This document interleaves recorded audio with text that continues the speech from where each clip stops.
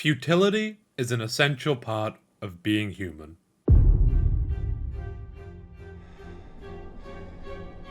Beasts all over the shop. You'll be one of them, sooner or later. No! No, you can help me! You're a doctor! Wait! Don't you know who I am? I have been witness to miracles and calamities! Dimensions born and collapse! I walk a path no other can take! No!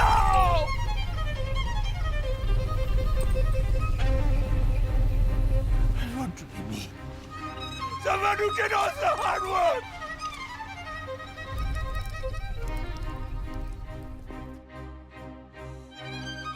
This night is long, but morning always comes.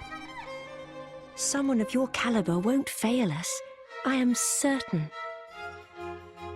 And once the night of the hunt ends, we can speak face to face.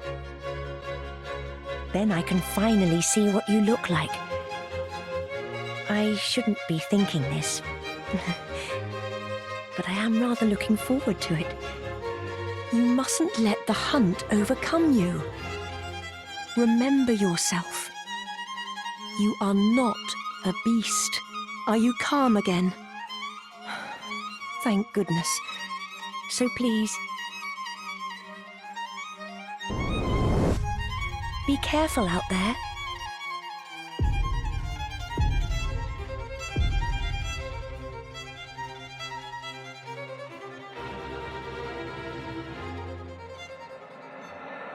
No matter who you are, what you do, or where you live, there will come a point in your life where no matter what you do, the results will remain the same. Where, in the words of Coldplay, you try your best, but you don't succeed. So it's only natural that this would be reflected in the media we consume, especially in the most interactive form of media, video games. From the ending of Halo Reach, pitting you, the player, against literally impossible odds, to the unforgiving worlds of the Dark Souls series. It is this idea that I would like to explore in today's video. But first, I would like to address what I mean by futility, specifically in the case of video games, as the meaning can range anywhere from the idea of futility being an integral part of the gameplay to being a defining theme of the narrative. For the context of this video, I will be addressing the different ways that futility can affect a game, exploring it in the context of how it can affect gameplay narratives and even define genres. We will examine how games utilize the feelings that pointlessness can bring about, analyze them in terms of how the game is presented, and come to some form of a conclusion on how exactly this idea of futility can be used to expand and enhance the experience that playing a game can bring. But first, time for the obligatory shill. If you do end up enjoying the video at any point, please do consider liking and subscribing, as the engagement that it would provide would help a small channel like mine immensely. If not, thanks for watching anyway, but without further ado, let us get into the video. What the fuck?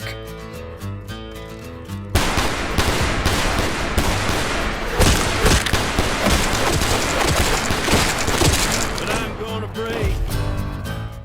Whilst Call of Duty Zombies may not be the first thing you think of when you imagine deep gameplay or a meaningful experience, but anyone who grew up in the early 2010s can attest to the lasting legacy that this side mode left upon people. Some of my fondest memories are of coming home and hopping on transit, getting terrified of the dwellers and the zombies. Child me was a pussy. Managing to survive until getting wiped by the Avogadro, losing all of our progress. Whilst it may seem obvious, futility is the backbone of the zombies experience. No matter how good you are at training zombies, how much you can continually loop them, there is always an end. No one can survive forever, especially not in zombies, with the odds of survival getting more and more dim as time passes, the enemies growing stronger while you grow weaker. It is an almost constant uphill battle against your own fate, and just like in real life, you cannot escape death. It will claim you, it's just a matter of time.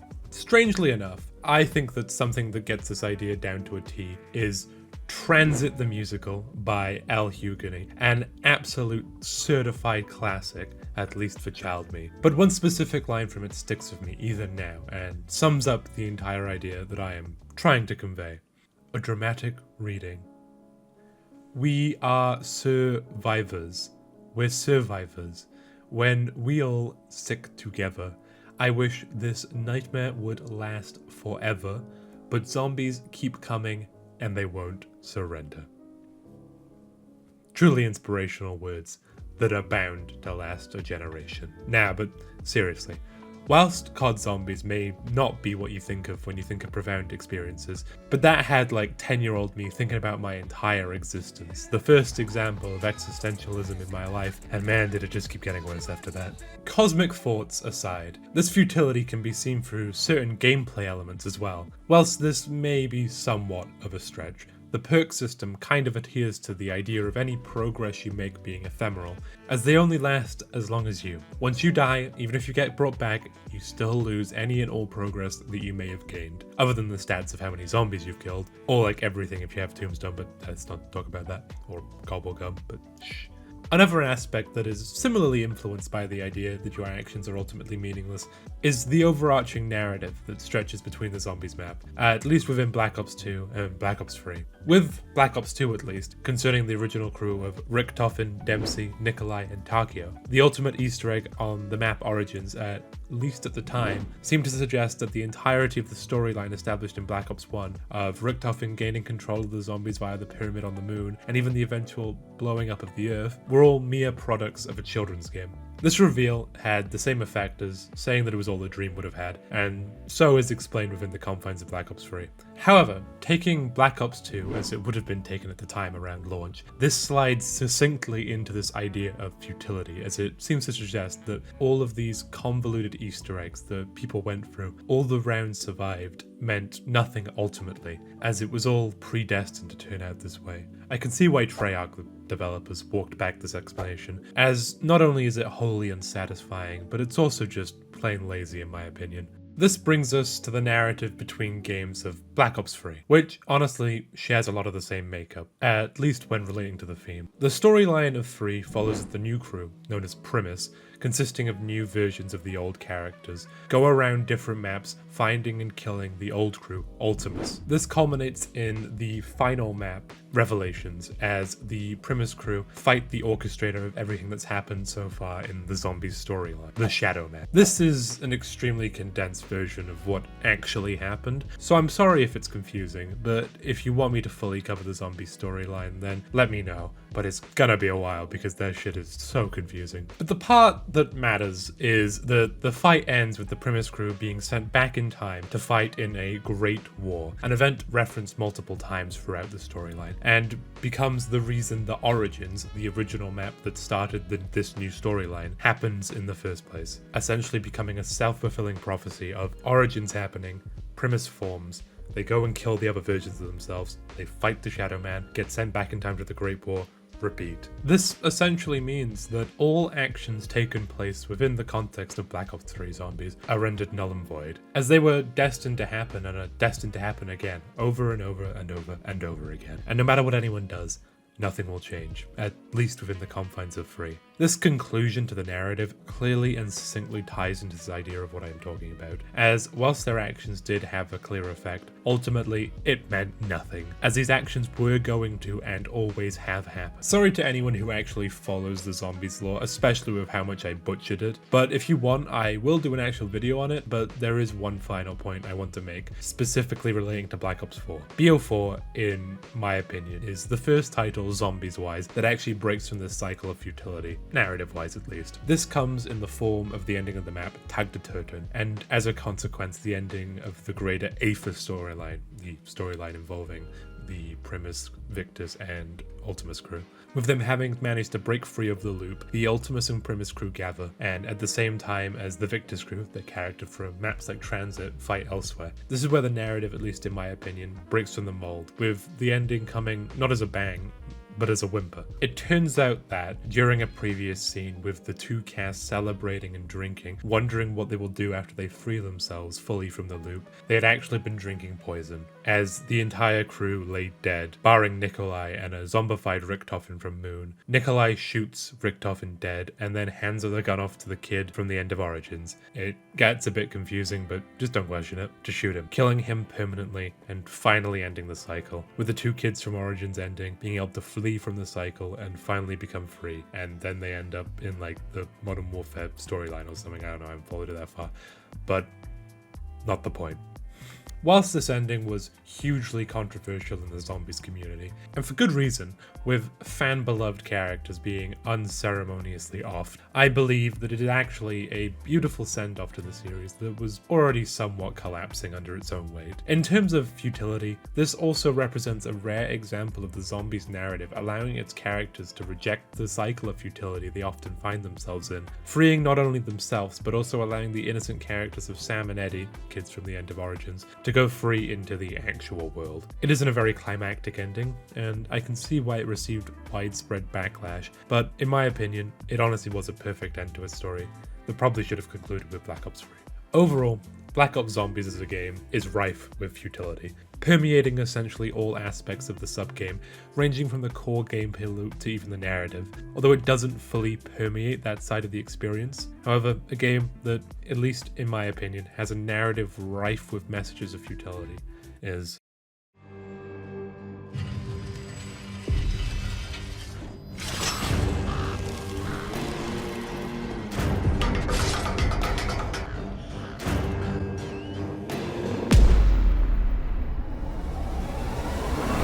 Bloodborne is a game that really doesn't need an introduction, a game that is often considered From Software's magnum opus, and honestly, I do agree. To be honest, nearly every aspect of this game has been dissected and analysed by other far more talented YouTubers, so I will refrain from going over any commonly discussed aspects, but in regards to futility, Bloodborne as a game is filled with references upon references of how the hunters, the player characters, actions will ultimately be meaningless. For those who don't know, cosmic horror is defined by Wikipedia as a subgenre of horror fiction and weird fiction that emphasizes the horror of the unknowable and incomprehensible more than gore or other elements of shock. This will come into play later, as Bloodborne as a game, narrative-wise, is filled with references to cosmic horror.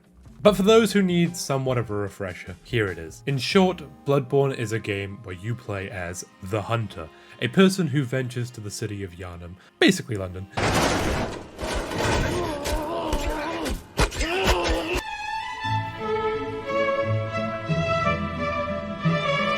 in search of a cure for an unnamed ailment through the healing blood of the city. You successfully undergo the procedure, curing you of the disease that afflicted you, but are inducted into the ranks of the Hunters, now being able to access a place known as the Hunter's Dream, essentially a hub of sorts, where you're advised by an old man in a wheelchair called Gehrman on what to do. His guidance is paramount now, as Yharnam slowly gets more and more corrupted and infested with beasts, a consequence of the city's over-reliance on the seeming magic of the healing blood, as you are tasked with defeating various beasts and eventually going against unknowable cosmic entities that you have to strike down by repeatedly hitting them with sharp sticks.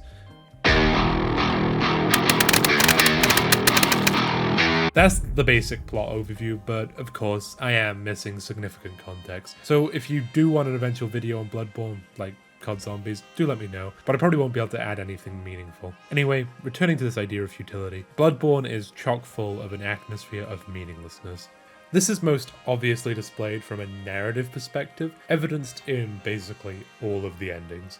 Obviously, spoilers for Bloodborne, but at this point, it's 9 years old, so sorry if this is a spoiler, but one consistent thread through all the endings is this idea of powerlessness, being unable to change anything meaningful in the face of these cosmic entities that you struggle even to comprehend, let alone enact any meaningful change against them. I mean, look at the first ending, where you allow Gehrman to behead you, freeing you from the Hunter's Dream. You wake up cured of the ailment that made you journey to Yharnam, and you just leave the city behind. You don't solve any issues long term. Yharnam is still doomed to fall to the beasts caused by the blood, eldritch monstrosities still lurk in the corners people are too scared to look into, and ultimately, nothing changes. The city remains the same. This idea is similarly reflected in the ending, in which you don't allow Gehrman to execute you, instead battling him and eventually defeating, but not collecting the necessary amounts of umbilical cords. I'll explain in a second. The game ends with the moon presence descending, the entity responsible for the hunter's dream, as it embraces you. Unable to even properly process what is happening, you succumb to the wistful clutches of the presence, and as it turns you into a puppet for continuing the dream, you take over Gehrman's place. Like he once was, you are now entrapped in the dream, doomed to forever remain guiding the hunters, until one day you may be freed by someone else taking your place. I most likely don't have to highlight how this demonstrates futility, but I'm going to anyway. Much like the first ending, the world around you remains functionally the same. The dream still exists, but now, instead of Gehrman, you are trapped for eternity, caught under the dreamlike presence of the moon, and much akin to the first ending, nothing changes. You may have killed some newborn eldritch monstrosity, but ultimately the world has no shortage of horrors to replace it, and the diseased blood remains rampant in the city. There is, however, one end that seemingly offers some semblance of actual palpable consequences of your actions, that being our third and final ending. It follows the same blueprint as the last ending, but once the moon presence descends, instead of being enraptured by its etherealness, you repel it and begin to fight it. Our character becomes capable of perceiving and refuting the presence by finding and consuming 3/3 of unborn Great One umbilical cords, infant deities that would have grown up to become akin to the moon presence, and thus gaining enough insight into the state of the world to be able to fight against the entity infecting the dream. I never said that Bloodborne was a normal game. But back to the ending. The game concludes with you defeating the moon presence and the dream collapsing as a result, an actual tangible consequence of your action. However, the most profound result of this ending is you, the player, as you transform into an infant Great One, being picked up and coddled by the doll, one of the inhabitants of the dream. This ending promises some form of actual tangible progress in the world of Bloodborne. Whilst the city is still plagued by blood and beasthood, the very fact that a mere human can ascend to the role of a Great One, an act that had been attempted and failed by multiple characters throughout the story, suggests that change is indeed possible. However, the means by which this change has to be brought about is profoundly non-human, having to change into a form entirely unrecognizable to achieve anywhere close to actual change.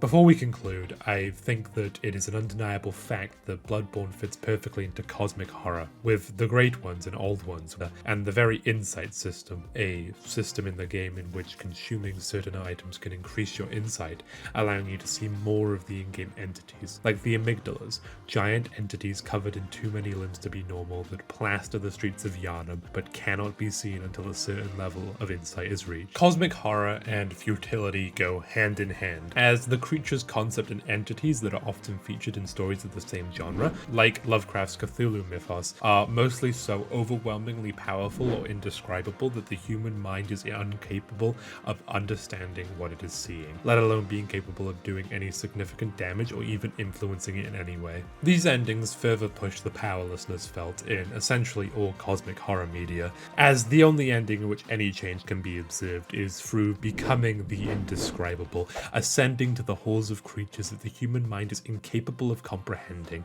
It's undeniably haunting, but it is indeed profound. Overall, Bloodborne incorporates futility into its narrative in a rather concise way. In a mythos plastered with horrors beyond human comprehension, it only makes sense that clinging to one's humanity would be a path that cannot lead to actual change. It fits perfectly into the cosmic horror that permeates every level of Bloodborne as a game, and in my opinion is one of the best blending of futility into a narrative without being overly depressing. It still holds immense value by how it's implemented, whilst not becoming overly depressing or overbearing, and I believe that it's one of the reasons that Bloodborne still holds such cultural relevance even now 9 years after release, with people still begging for a re-release or remaster. Its narrative and way of storytelling resonates deeply enough with people that they are still engaged enough to still want more. It's this reason that I believe Bloodborne will continue to remain culturally relevant for a while longer still. But whilst Bloodborne features futility as a core narrative theme, other games feature it in a more centralized theme.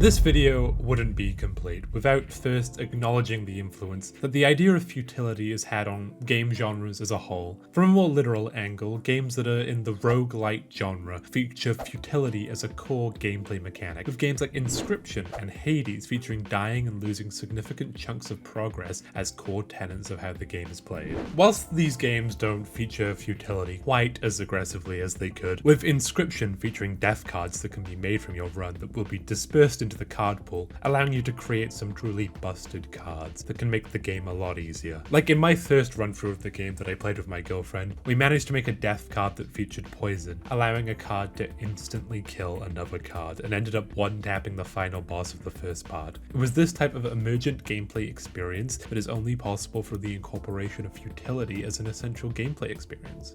Now, a natural question that might emerge from the idea of making your progress meaningless is, why? Why would you want to incorporate something into a game that actively punishes the player for playing the game the way that it's meant to be played? To that, I say that these games thrive on the idea of death being meaningful. In a world where games often feature death as a meaningless cycle, not massively impacting anything of significance, games where death has a meaningful and palpable impact on the gaming experience are few and far between. But when it's done well, the results are obvious, with games like Hades and Slay the Spire being massively successful because of this. You may ask, however, that the type of death featured in these games is different to the idea of futility that I have established throughout this video. It's not an endless, meaningless cycle of constantly losing progress. And you'd be right. Whilst these games don't feature the same level of futility that is evident in games like COD Zombies or Bloodborne, that I've already covered, it instead serves as a natural evolution of the idea of futility in games design, moving on from the idea of complete futility and instead merging into a new theme. To more accurately describe what I mean, here's a quick history lesson. The roguelite genre earns its name by being derived from the game Rogue, a game released in 1980 and, as you would expect, is the forefather of the roguelite genre. However, Rogue instead featured gameplay that plays significantly more into my idea of futility in games, as the game implements permadeath as a core gameplay principle.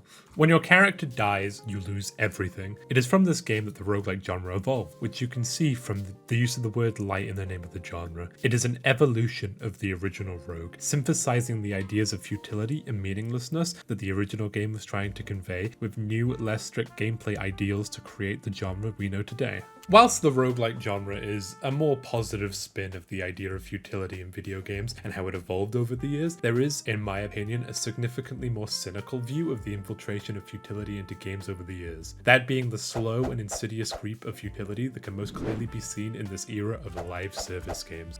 If you don't know what a live service game is, first of all, how do you live under a rock? Second, it is a game designed with the sole purpose of keeping people playing for as long as possible in the hopes that those players will pay for microtransactions like Apex Legends or Fortnite. Whilst I am not against live service games as an idea, they are mostly incorporated as lazy cash grabs intended to suck every last penny out of the unwilling consumer by throwing as much meaningless content as humanly possible, skins and battle passes being a prime suspect, to create a seeming quicksand pit of the insurmountable game that must be played to not miss anything. This crawl seemed to start with MMOs, massively multiplayer online games, the likes of World of Warcraft in the days of old, to more recent games like Lost Ark and Final Fantasy XIV. These games had always seemed to serve as black holes of time, sucking up countless hours from the lives of the poor unsuspecting player base, giving them essentially nothing for hundreds upon hundreds of hours invested into the game. It seems like bigger corporations like Activision or Riot Games saw the willingness to which some gamers will dedicate time for the littlest of rewards and decided to go full in on this style of game, and thus live service was born. I am not saying that all live service games are inherently bad, but in an era where it seems you cannot go longer than 6 seconds without seeing 10 more announced games of the genre, it's hard to feel enthused about any new releases that follow this new format, expecting players to dedicate weeks of game time just to unlock a shiny new gun skin. Whilst futility has been present in all of the other games I've talked about today, it has been in service of a grander goal, whether it be just how the gameplay loop works in games like Zombies, or a roguelite to even being integral to the narrative like in Bloodborne. However, in these live service games, futility seems to serve as a trap that most players don't even seem to notice they are stuck in, caught in the same trap playing functionally the exact same thing over and over again for no meaningful gain. It is that which I believe sums up the modern multiplayer landscape, and whilst I hope it gets better eventually, I'm not naive. Of course, for a lot of players, this black hole of all effort is exactly what they want from their games, and in that case, it's fair. But I just believe that the video game medium can be used to such a greater extent than just shooting things over and over. But maybe the idea that this can be changed is the greatest futility that I could ever cover.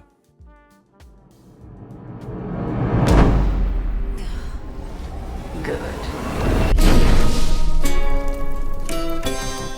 In conclusion, the concept of futility, while often overlooked, plays a profound role in shaping the experiences we have with video games. From the endless cycle of defeat in COD Zombies to the cosmic horror of Bloodborne, futility can serve as a powerful narrative device, a challenging gameplay mechanic, or a pervasive atmosphere that permeates the entire gaming experience. I believe that whilst most people may naturally consider futility as an inherently awful thing, with tangible progress being equal to enjoyment, this is only the case some of the time. As I've explored, there are cases where futility can be utilized effectively. However, the potential upsides can easily be outweighed just by the mere presence of futility even as a feeling in modern live service games, with the endless grind for meaningless rewards leaving players feeling trapped and unfulfilled, and not experiencing the full potential of what futility can add to a game. Ultimately, the significance of futility in video games depends on how it is implemented and the goals that it serves. When used effectively, futility can create a sense of depth, challenge, and even catharsis. However, when it becomes a dominant force that overshadows meaningful gameplay or narrative experiences, it can have a negative impact on the overall gaming landscape. Futility is a double-edged blade that must be wielded wisely,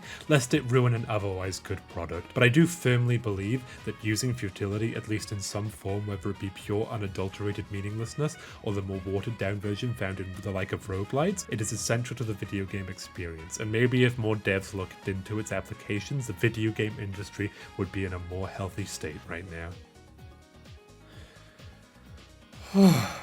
Well, that's that. A bit more experimental this time, as I am still trying to figure out the actual type of videos I want to make, but if you did enjoy, please make sure to like and subscribe to the channel. It would help a small channel out like mine immensely, but if not, I understand, and I still hope you enjoyed the video. What do you think of what I had to say about futility? Let me know in the comments if you agree, or even if you disagree. I'd love to see what people think about this idea. And once again, I'll see you in the next one.